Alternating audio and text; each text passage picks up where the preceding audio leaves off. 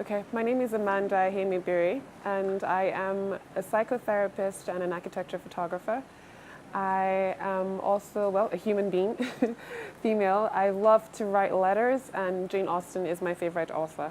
It's both my passion, pleasure, and business. I make money off of it, it makes me happy, and I have a very intimate relationship with the photos that I take and the buildings that I shoot. Well, I do have boring moments, but then I've come to a place where I can find creativity in boredom, so I'm not just like lying down doing absolutely nothing.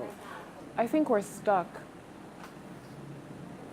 I think we've put ourselves in a box, and we can't see it because not very many of us know how to see beyond.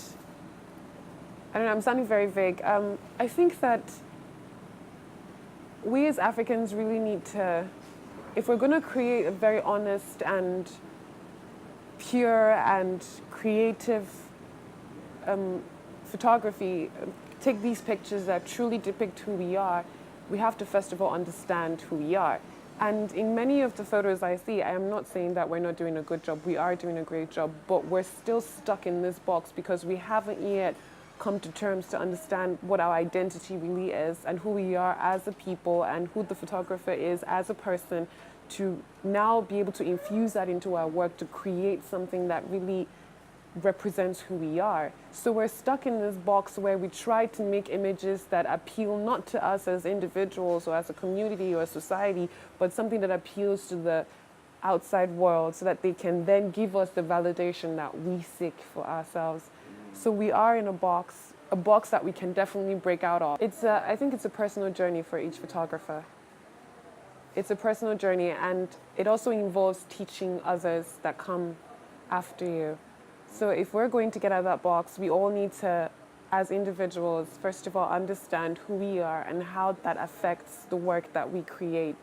And to create not just for people to validate, but to create for us to really represent and for us to add to what we already have, to showcase what we have, to let the world know that this is how and who we are, a perfect representation of who we are. Be patient.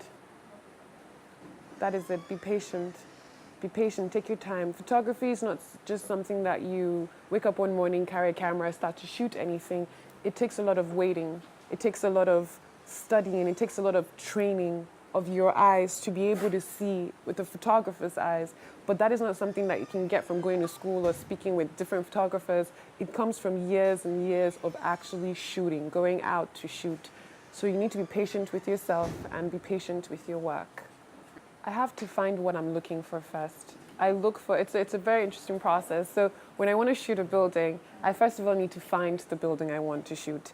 And then a day before I shoot, or 2 days, or a week before, a few months before, I visit that building very often. I walk around it, I look at it up, down, different weathers, different time of the day. I stand with the building, I shoot on my phone. I really take out my time to study the building. And then on the day that I want to shoot, when the weather is perfect, I take my camera out, and then I shoot.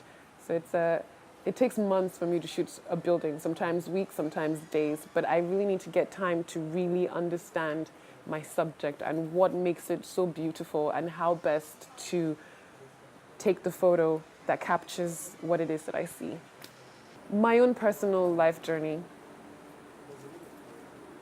Every day that I wake up, I'm consistently confronted with personal conflicts and parts of myself that I need to understand or learn better about.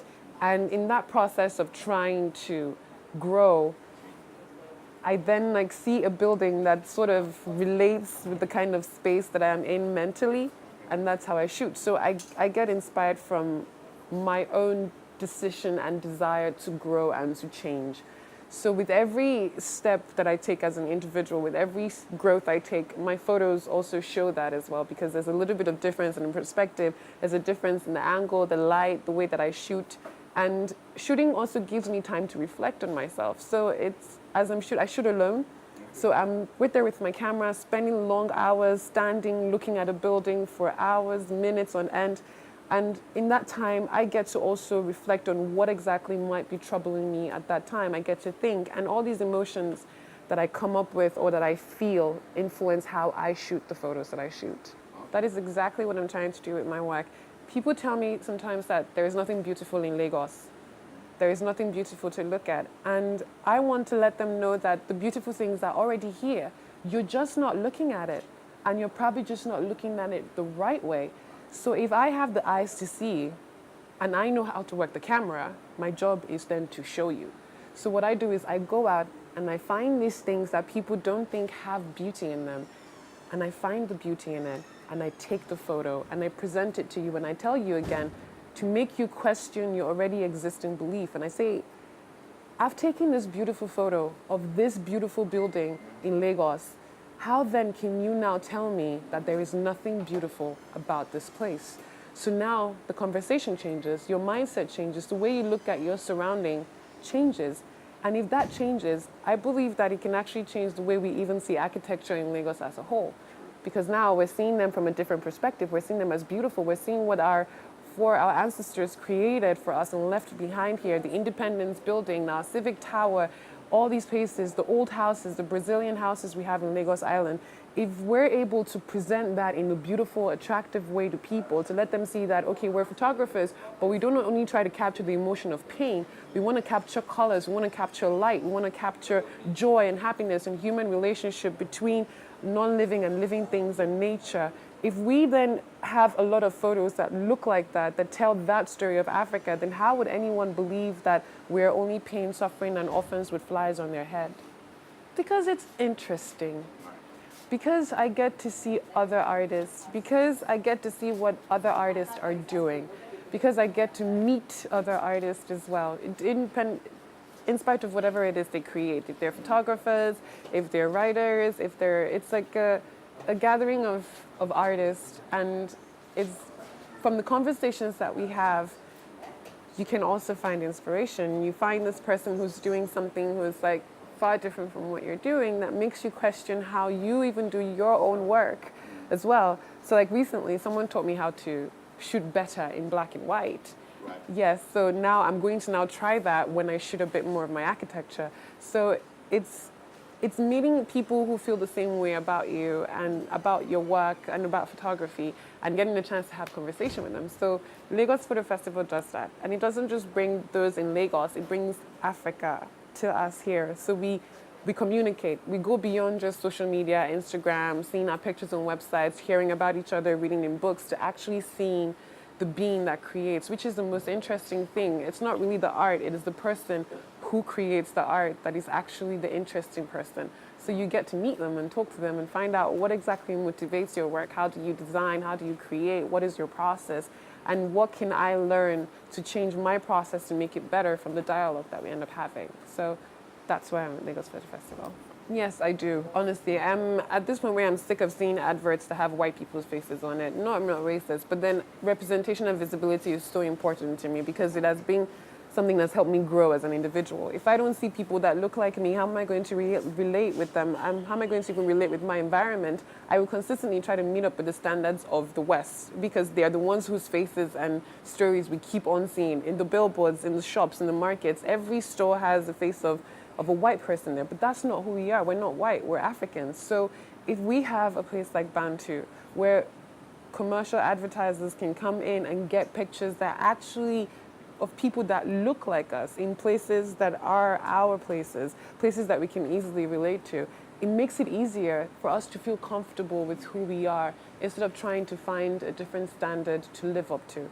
I have a number, I have not one. It changes very often. Badminton, running, read a lot, and I stay alone and talk to myself. Create honestly.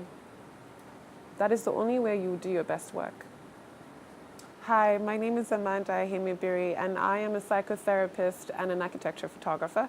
I am at the African Arts Foundation for the Lagos Photo Portfolio Review 2017, and I am also hanging out with the BantuPhotos crew.